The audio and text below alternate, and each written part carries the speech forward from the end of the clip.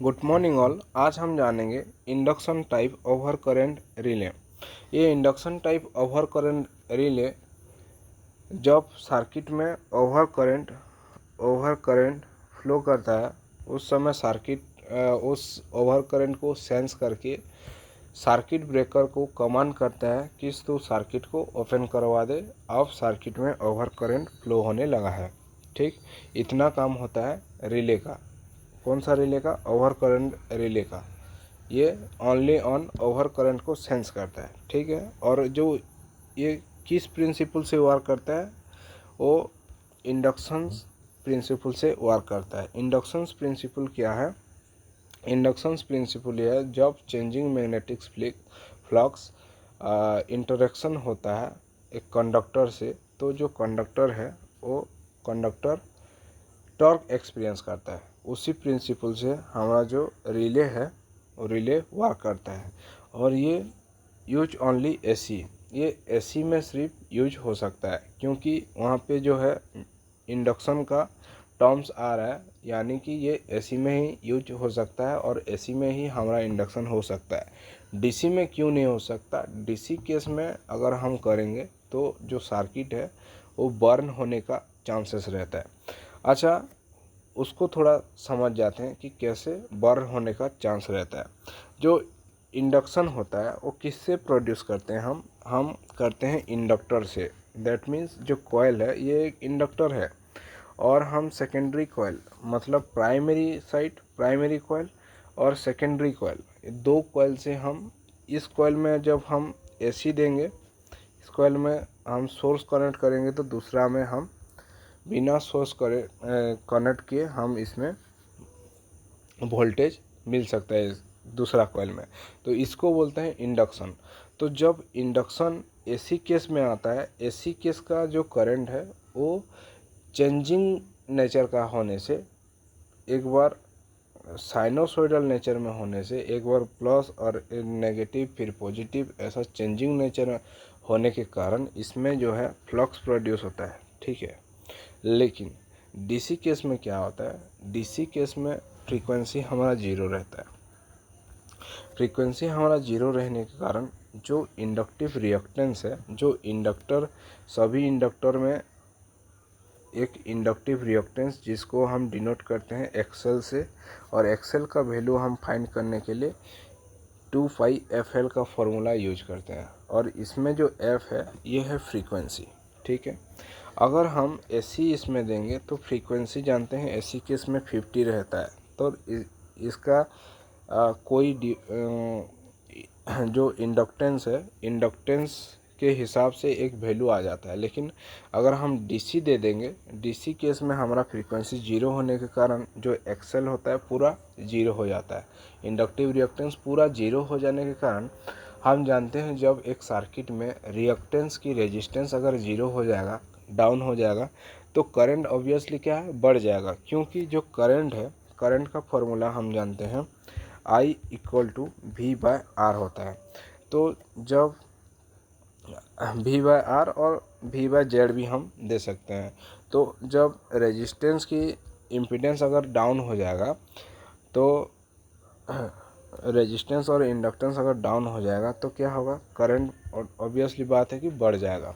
तो उसी कारण करंट बढ़ने के कारण वो जो सर्किट है, वो जो इंडक्टर है, वो बर्न होने का चांस रहता है। इसीलिए हम डीसी नहीं देते कोई भी इंडक्टर में, इंडक्टिव सर्किट में। ठीक है, तो आगे देखिए, जो ओवर करंट रिले है उसका कंस्ट्रक्शन देखते हैं। वो जनरली दो इलेक्ट्रोमैग्नेट को कंसिस्ट करता है। पहला जो इलेक्ट्रोमैग्नेट है ये वाला पार्ट है, दूसरा इलेक्ट्रोमैग्नेट ये वाला पार्ट है। ठीक, दो इलेक्ट्रोमैग्नेट, ये 1 और ये 2। ठीक, दो इलेक्ट्रोमैग्नेट हो गया। दो इलेक्ट्रोमैग्नेट का दो कॉइल होगा, ये प्राइमरी कॉइल बोलते हैं इसको। ये प्राइमरी कॉइल जो कि पहला इंडक्टर में ऐसा लगा हुआ है। ठीक है, और ये जाके इधर गया। ठीक, और दूसरा जो सेकेंडरी कॉइल है ये थोड़ा सा इसमें लगा है, थोड़ा सा नीचे, प्राइमरी कॉइल का थोड़ा सा नीचे, और नीचे लग के ये इसमें लग के फिर इसमें लग के ये सर्किट को पूरा कंप्लीट किया है। मतलब ये सीरीज नेचर में है, इधर से गया, इधर से गया, इधर में थोड़ा वाइंडिंग हुआ है, इधर में थोड़ा वाइंडिंग हुआ है और इधर जाके इधर सर्किट को कंप्लीट किया है। ये मतलब सीरीज में लगा हुआ है, ठीक है। तो देखिए क्या, दो इलेक्ट्रोमैग्नेट हो गया, वन डिस्क हो गया। जो डिस्क है यहाँ पे देखिए डायरेक्ट डिस्क लगा हुआ है, डायरेक्ट। ये डिस्क जो है ये सर्कुलर टाइप का रहता है। सर्कुलर टाइप कैसा, ये ऐसा ऐसा सर्कुलर रहता है, सर्कुलर रहता है। और इसमें जो है ये डिस्क जो है ये रॉड में कनेक्ट रहता है, एक तो रॉड में कनेक्ट रहता है, ठीक है। और इसका आगे एक तो इलेक्ट्रोमैग्नेट है, ठीक है। इसका आगे एक तो इलेक्ट्रोमैग्नेट है और इसका पीछे में एक तो इलेक्ट्रोमैग्नेट है। तो जो इलेक्ट्रोमैग्नेट है और ये जो रॉड है, ये रॉड पे पूरा ये कनेक्ट रहता है। ये जो डिस्क है ये रॉड में कनेक्ट रहता है। और ये रॉड जो है एक तो प्लंजर लेता है शॉर्ट सर्किट करने के लिए, एक तो प्लंजर लिया है, ठीक है। यहाँ देखिए एक तो प्लंजर गया है, ठीक। तो ये प्लंजर का काम क्या है, तो ट्रिप सर्किट को शॉर्ट सर्किट कर रहा है। मतलब हमारा ट्रिप सर्किट जो है, मान लीजिए ये दो ठो पॉइंट है, ठीक है। ये हमारा ट्रिप सर्किट गया है, ट्रिप सर्किट, ठीक है। ये ऐसा कनेक्ट हुआ है। जब इसको हम शॉर्ट कर देंगे, इसमें शॉर्ट कर देंगे तो क्या है, ये कनेक्ट हो जाएगा आपस में और कनेक्ट होकर ट्रिप सर्किट जो है ये एक्टिव हो जाएगा, ठीक है। इसी प्रिंसिपल यहाँ पे यूज किया गया है। जब ये डिस्क जो है रोटेट करेगा, ठीक है, डिस्क ऐसा रोटेट करेगा तो जो रॉड है डिस्क पे जो फिक्स है वो रॉड भी रोटेट करेगा। रॉड रोटेट होने के कारण ये प्लंजर है, प्लंजर भी फिक्स पोजीशन में है। तो रॉड जैसा जैसा रोटेट करेगा ये प्लंजर भी उसी तरह रोटेट करेगा। और एक पॉइंट आएगा जहाँ पे हमारा जो ट्रिप सर्किट का दो पॉइंट है वो पॉइंट रहेगा। और ये पॉइंट में आके ये वाला जो प्लंजर है, ये वाला प्लंजर यहाँ पे ऐसा कनेक्ट हो जाएगा। कनेक्ट होने के बाद जो ट्रिप सर्किट है उसको कमांड मिल जाएगा सर्किट ब्रेकर को कि अब सर्किट को ओपन करना है बोल के, ठीक। इसी प्रिंसिपल यहाँ पे यूज किया गया। और यहाँ पे मोस्ट इम्पोर्टेंट पार्ट एक तो है जो कि ब्लॉक सेटिंग ब्रिज। ये ब्लॉक सेटिंग ब्रिज जो है ये जो रिले में कॉयल का वाइंडिंग को वेरी करवाता है। मतलब कॉयल का वाइंडिंग ऐसा है तो यहाँ पे टेपिंग किया गया है, ठीक है। यहाँ पे टेपिंग किया गया है। मान लीजिए यहाँ से करंट आप फ्लो किए 1 2 3 4, तो मान लीजिए आप 4 में अगर टैप करके हम सर्किट को लिए तो इतना ही कॉयल आपका वर्क में आएगा और इतना ही कॉयल आपका फ्लक्स जनरेट करेगा। यानी कि जो कॉयल है हम टैपिंग के हिसाब से हम बढ़ा भी सकते हैं और घटा भी सकते हैं। और टैपिंग अगर हम बढ़ाएंगे घटाएंगे तो क्या होगा, जो टाइमिंग है फ्लक्स का स्ट्रेंथ भी कम हो जाएगा। फ्लक्स का स्ट्रेंथ अगर कम हुआ तो जो डिस्क है, ये डिस्क को रोटेट करने के लिए उसको भी थोड़ा टाइम लगेगा, क्योंकि फ्लक्स का जो स्ट्रेंथ है वो कम घट गया वाइंडिंग की वजह से। वाइंडिंग घटा तो फ्लक्स घटा, फ्लक्स घटा तो जो टॉर्क है वो टॉर्क भी घट गया।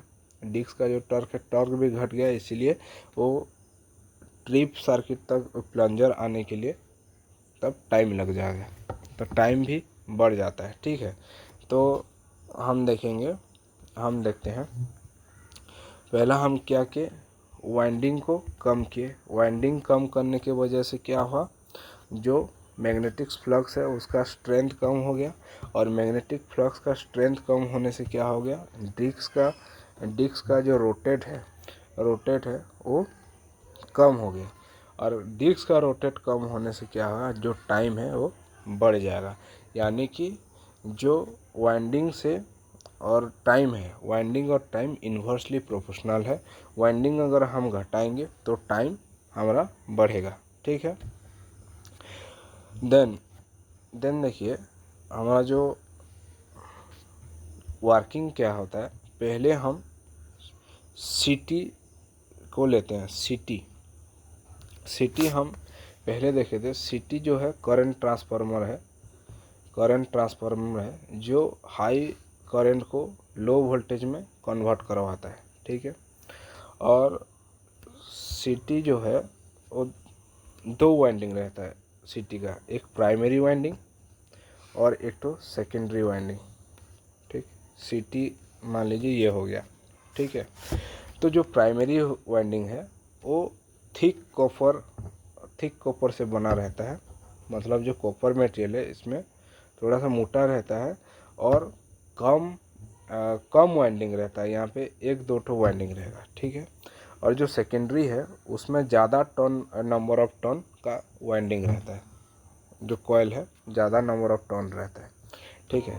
तो ये क्या है, ये लाइन में मान लीजिए ये आपका पावर लाइन है, ये आपका पावर लाइन है, ये लाइन पे ऐसा सीटी कनेक्ट रहता है प्राइमरी साइड, और इससे जो करंट फ्लो होता है ये वायर से, जो लाइन से करंट फ्लो हो रहा है, इसको जो सीटी है, सीटी में इंडक्शन के नेचर के लिए इंडक्शन होके इसमें ये सेंस करता है, और ये सेंस करने के बाद सेकेंडरी में ये शॉर्ट सर्किट रहने के कारण ये सेकेंडरी में भी आपका करंट फ्लो होता है। और इसमें जो है अगर ये 400 एम्पियर का मेजर किया प्राइम, तो इसमें शो करता है 5 एम्पियर, ठीक है। सीटी का काम इतना ही है। तो जो सीटी का सेकेंडरी होता है, ठीक, सीटी का सेकेंडरी है वो रिले में हमारा लगा रहता है। देखिए यहाँ से सीटी आया, सीटी का यहाँ से, सीटी का क्या है दो टर्मिनल से, सीटी का दो टर्मिनल से आया, जो सीटी का सेकेंडरी है ये एक तो वाइंडिंग यहाँ पे बनाएगा, ठीक। और ये वाइंडिंग बना के और जो प्लग सेटिंग ब्रिज है, प्लग सेटिंग ब्रिज मान लीजिए ये 7 पे सेट हुआ, ठीक है, 7 पे इतना नंबर पे सेट हुआ, तो यहाँ से हमारा सर्किट जो है यहाँ पे जाके सीटी से निकला, और सीटी से यहाँ पे वाइंडिंग हुआ, और यहाँ से होके प्लग सेटिंग होके यहाँ से होके ये सर्किट को कंप्लीट किया। तो इसमें क्या है, ये करंट फ्लो किया, ठीक है, करंट फ्लो कर रहा है, ठीक। तो और जो सेकेंडरी है, जो सेकेंडरी कॉइल है, ये तो हो गया प्राइमरी, जो प्राइमरी वाइंडिंग हो गया रिले का। लेकिन प्राइमरी वाइंडिंग किससे कनेक्ट है, सीटी का सेकेंडरी से primary winding of relay connect है, ठीक है। सीटी का सेकेंडरी से प्राइमरी ऑफ रिले कनेक्ट है, ठीक है। इसको आप याद रखिए, सीटी का सेकेंडरी कॉइल गया, ठीक है, सीटी का सेकेंडरी कॉइल गया, और रिले का प्राइमरी कॉइल है, रिले का प्राइमरी से कनेक्ट होकर ये सर्किट को ऐसा कंप्लीट कर रहे हैं, ठीक है। और देन हमारा जो इलेक्ट्रोमैग्नेट 2 है, ये इलेक्ट्रोमैग्नेट 1 हो गया।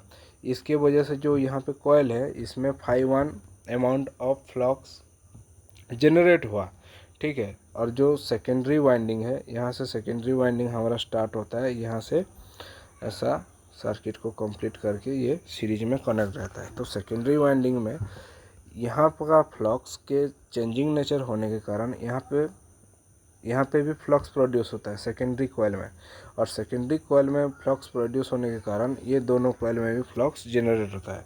और ये सब फ्लक्स के यहाँ पे जो फ्लक्स है ∅2 जनरेट हुआ, ये दोनों के इंटरेक्शन जो है डिस्क, जो एल्यूमिनियम डिस्क है मेटालिक पार्ट होने के कारण, वहाँ पे जब दोनों का फ्लक्स जब रिएक्ट होता है और इंटरेक्शन होता है, तो डिस्क में भी एक तो करंट प्रोड्यूस होता है, और उसमें जो है उसको बोलते हैं eddy current. Eddy current generate होके वो जो डिस्क है, एडी करंट जब जनरेट होगा तो उसका भी तो कुछ फ्लक्स आ जाएगा, तो उसका फ्लक्स और ये दोनों का फ्लक्स इंटरेक्शन होके जो डिस्क है वो रोटेट करता है, और रोटेट होने के कारण जो एल्यूमिनियम डिस्क जो है, ये है एल्यूमिनियम डिस्क, और इसमें जो रॉड लगा है, ये रॉड जो फिक्स है, तो जब डिस्क रोटेट कर देगा रॉड भी रोटेट करेगा, और रॉड रोटेट किया तो जो यहाँ प्लंजर लगा है, ये प्लंजर भी रोटेट करेगा। तो जो ट्रिप सर्किट होता है, जो हम देखे थे ट्रिप सर्किट 2 पॉइंट लेके रहता है, तो वो पॉइंट भी यहाँ पे कनेक्ट हो जाएगा, यहाँ पे ऐसा कनेक्ट हो जाएगा और ट्रिप सर्किट को हमारा सिग्नल ऐसा करके यहाँ पे और इधर से इधर हमारा ट्रिप सर्किट को सिग्नल मिल जाएगा। ठीक, तो नॉर्मल कंडीशन में क्या रहता है, इसमें जो रॉड लगा हुआ है, यहाँ पे जो रॉड लगा है जो डिस्क से कनेक्ट है, ये रॉड जो है स्प्रिंग टेंशन में है। ठीक है, जब स्प्रिंग टेंशन में है, पहले से स्प्रिंग टेंशन में रहेगा। अब जब अब नॉर्मल कंडीशन आया तो ये मैग्नेटिक फ्लक्स जो है उसका स्ट्रेंथ बढ़ जाता है। मतलब मैग्नेटिक फ्लक्स का जो स्ट्रेंथ बढ़ता है, तब जो वर्किंग टॉर्क है, जो मेन टॉर्क है डिस्क पे जो प्रोड्यूस होता है, वो जो स्प्रिंग टॉर्क से ज़्यादा हो जाता है। स्प्रिंग टेंशन से ज़्यादा होने के कारण ये डिस्क जो है रोटेट होने लगता है, और रोटेट होने के बाद ये जो ट्रिप सर्किट है, ये ट्रिप सर्किट को करंट फ्लो हो जाता है। ठीक है, तो इसका वर्किंग प्रिंसिपल इतना है। लेकिन एग्ज़ाम पॉइंट ऑफ व्यू से कुछ टर्म्स इसका मेन है, तो उस टर्म्स सब को हम देख लेंगे कि जो पिकअप करंट है, पिकअप करंट किसको बोलते हैं। रिले सर्किट में मेन जो है पिकअप करंट को हम उसका पिकअप करंट का रेटिंग के हिसाब से उसका रेटिंग दिया जाता है रिले का। तो पिकअप करंट क्या है, ये मिनिमम करंट है जिससे कि रिले ऑपरेट करता है। मान लीजिए 10 एम्पियर, 10 एम्पियर क्या है, पिकअप करंट है। तो ये पिकअप करंट मीन्स 10 एम्पियर से अगर सर्किट में ज़्यादा करंट फ्लो हुआ तो सर्किट का रिले जो है उसको ट्रिप करवाएगा, वो सर्किट को ट्रिप करवा देगा, तो उसको बोलते हैं पिकअप करंट। ठीक है, देन पिकअप करंट को जो फाइंड करने का फॉर्मूला है, पिकअप करंट को फाइंड करने का फॉर्मूला है rated current of secondary of सीटी एंड करंट सेटिंग। जो सीटी का सेकेंडरी करंट रहता है, मान लें सीटी का जो रेटिंग है 400 डिवाइडेड 400/5, मतलब ये प्राइमरी का करंट है और सेकेंडरी में करंट है। 400 एम्पियर प्राइमरी में जब फ्लो होगा तो सेकेंडरी में उसका 5 एम्पियर करंट दिखाएगा, शो करेगा। तो ये जो सेकेंडरी करंट का रेटिंग है, और जो पिकअप जो करंट सेटिंग रहता है, करंट सेटिंग क्या है उसको हमको थोड़ा जानना पड़ेगा। करंट सेटिंग जो है, देखिए यहाँ पे करंट सेटिंग दिया गया है, ये जो है 25, 50, 75, 100, 125, 150, 200, ऐसा हमारा जो है 50-50 के डिस्टेंस पे, 50-50 के डिस्टेंस पे हमारा जो है करंट सेटिंग दिया गया है। ठीक है, ये करंट सेटिंग जो है ये परसेंटेज में है, 75%, 100%, 125% ऐसा दिया गया है। तो ये परसेंट जो है किसका परसेंट है, किसका परसेंट है, ये जो सेकेंडरी करंट है सिटी का जो सेकेंडरी करंट है, सेकेंडरी करंट कौन सा है, 400/5 है। तो जो सेकेंडरी, ये तो प्राइमरी है, ये प्राइमरी करंट है, तो ये क्या हुआ, ये सेकेंडरी करंट। सेकेंडरी सिटी का जो सेकेंडरी करंट है 5 एम्पियर का 125%। ठीक है, 5 एम्पियर का 125% जो है वो आपका हो गया पिकअप करंट। इस हिसाब से जो हमारा करंट सेटिंग है हम सेटिंग करते हैं। मतलब कि यहाँ पे जो, अगर हम यहाँ पे जो 125 पे अगर करंट सेटिंग किए 125, तो हम कैसे पता करेंगे कि ये जो रिले है, ये जो रिले है कितना करंट पे ट्रिप करेगा। तो हम देखेंगे 125 पे सेट है, तो करंट का जो सिटी का सेकेंडरी करंट क्या है, 5 एम्पियर है, इनटू कितना परसेंट, 125%। ठीक है, तो 125% कितना हुआ, 1/25, तो 1/25 ये हो गया आपका 6 पॉइंट समथिंग आ रहा है ना, 6 पॉइंट समथिंग एम्पियर में हमारा 5 पंचे ये होगा 25, 5 दूनी 10, 12, हाँ 6.25 एम्पियर। 6.25 एम्पियर यानी कि अगर सर्किट में 6.25 एम्पियर फ्लो किया तो ये जो सर्किट है ट्रिप करेगा। उसी प्रकार हम अगर करंट सेटिंग को बढ़ाएंगे 150 करेंगे तो एम्पियर भी बढ़ेगा। एम्पियर बढ़ने के कारण हम बोल सकते हैं कि यहाँ पे जो रिले है ये इतना एम्पियर पे ये होगा। एक एग्जांपल देखिए, जब कोई लोड है, बेल कन्वेयर है, बेल कन्वेयर में हम एक डेफिनेट अमाउंट ऑफ कोयला को 1 घंटा में ट्रांसफ़र करते हैं, ठीक है।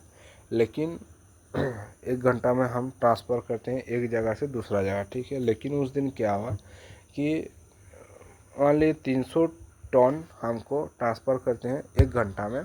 तो उस दिन क्या हुआ, हमको थोड़ा ज़रूरी काम आया और हम बोलेंगे कि हम इसमें 400 टन भेजेंगे 1 घंटा में।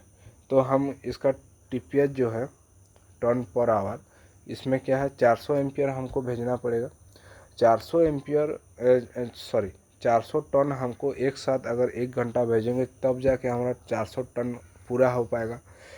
तो 400 टन अगर एक साथ हम भेजेंगे, 400 टन 1 घंटा के लिए भेजेंगे तो जो 100 टन बढ़ गया, 300 था पहले, अब 400 हो गया, तो कितना बढ़ा, 100 टन बढ़ा। 100 टन बढ़ा, 100 टन का लोड अगर इसमें बेल कन्वेयर में बढ़ गया तो जो करंट है करंट भी बढ़ेगा। और करंट अगर बढ़ा तो मान लीजिए अगर ये 4 एम्पियर की, मतलब कुछ एक तो ले लीजिए एग्जांपल के लिए, मैं 4 एम्पियर लिया, 4 एम्पियर में वो 300 टन ले रहा है, आराम से इजीली ले पा रहा है। और उसका जो पिकअप करंट है 4 एम्पियर है और 300 हम उसमें दे सकते हैं। 300 का लोड, 300 टन का लोड हम दे सकते हैं। जब ये लोड करंट बढ़ जाएगा, मतलब जब लोड बढ़ जाएगा तो क्या हुआ, करंट बढ़ेगा। और करंट बढ़ने के कारण हमारा पिकअप करंट तो 4 है, उससे ज़्यादा हो जाएगा तो क्या होगा, सर्किट जो बेल कन्वेयर स्टॉप हो जाएगा। तो उसी कंडीशन में हमको अगर बढ़ाना होगा हम क्या करेंगे, ये पिकअप जो क्लॉक सेटिंग मल्टीप्लायर है उसको अगर हम उसका सेटिंग को बढ़ाएंगे, उसका परसेंटेज को बढ़ाएंगे, मतलब 125 में सेट है, पहले से 125 में सेट है, उसको हम अगर 150 में सेट करेंगे तो उसका जो एम्पियर है वो डेफिनेटली बढ़ेगा, ठीक है। देन उसके बाद क्लॉक सेटिंग मल्टीप्लायर क्या है। क्लॉक सेटिंग जो है मल्टीप्लायर हमको ये डिफाइन करके देता है कि कितना जो करंट है कितना, मतलब डेंजरस करंट जा रहा है उसमें, इसको हमको दर्शाता है कितना हाई करंट उसमें जा रहा है और कितना टाइम में उसको ट्रिप करना चाहिए।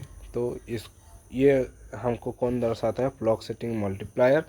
और क्लॉक सेटिंग मल्टीप्लायर अगर हम पता किए तो कोई भी रिले का ट्रिपिंग टाइमिंग जो है उसको हम पता कर सकते हैं। तो रिले ऑपरेटिंग टाइमिंग अगर हम पता करना होगा तो पहले हम क्लॉक सेटिंग मल्टीप्लायर को फाइंड करेंगे। और क्लॉक सेटिंग मल्टीप्लायर का फाइंड करने का फॉर्मूला क्या है, जो फॉल्ट करंट इन रिले में जो फॉल्ट करंट आएगा, ये सिटी में जो फॉल्ट करंट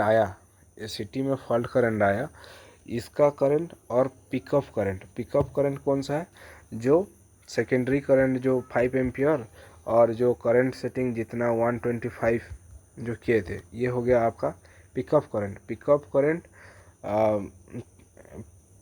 करंट और फॉल्ट करंट। रिले का फॉल्ट करंट अगर हमको पता है तो क्लॉक सेटिंग मल्टीप्लायर हम इजीली फाइंड कर सकते हैं। तो क्लॉक सेटिंग मल्टीप्लायर का फॉर्मूला क्या है, fault current divided by pickup current, ठीक है। और रिले ऑपरेटिंग टाइम, रिले कब ऑपरेटिंग करेगा तो उसका टाइम जानने के लिए हमको क्लॉक सेटिंग मल्टीप्लायर और क्लॉक सेटिंग हम देख लिए। Fault current in relay divided by pickup current, then time multiplier. ये टाइम मल्टीप्लायर जो है एक डिवाइस है जो कि सेट रहता है 0 से 1 तक। 0 से 1 तक मान लीजिए अगर आपका टाइमिंग है 0.4 पे सेट है, 0.4 पे सेट है और आपको ये मिल गया PSM जो क्लॉक सेटिंग मल्टीप्लायर आप फाइंड कर लिए, तो उसको अगर PSM को हम अगर गुना कर देंगे तो हमारा जो टाइम जो भी निकल के आएगा वो हो जाएगा हमारा ट्रिपिंग टाइम, जो ऑपरेटिंग रिले उस टाइमिंग में हमारा ऑपरेट करेगा। तो उसी तरह हमारा नेक्स्ट रिले को हम स्टडी करेंगे। आज के लिए इतना ही। अगर वीडियो आपको इन्फॉर्मेटिव लगा है तो वीडियो को please like, subscribe and share कर दीजिए। Thank you.